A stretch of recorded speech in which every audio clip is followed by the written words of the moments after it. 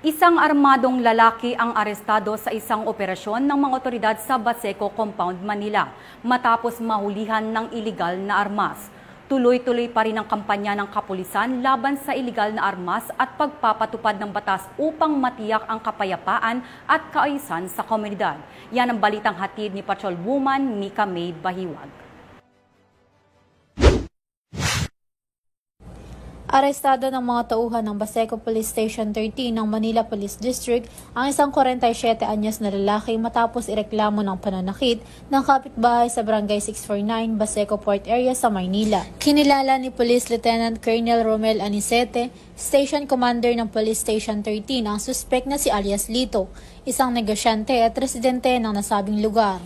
Ayon sa ulat ng tauhan ng Baseco Police, humingi ng tulong sa mga nagpapatrolyang pulis ang isang lalaking biktima na agad na nirespondehan, ngunit nagtangka pa ang suspek na bumunot ng baril na nagresulta sa kanyang pagkakadakip.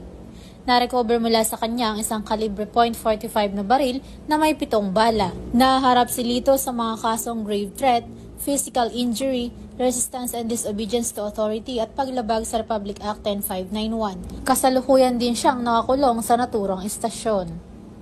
Mula dito sa Camp Bagong Diwa, Bicutan, Taguig City, ako ang inyong PNN correspondent, Patrolwoman Mika May Bahiwag, alagad ng batas, tagataguyod ng balitang pulis.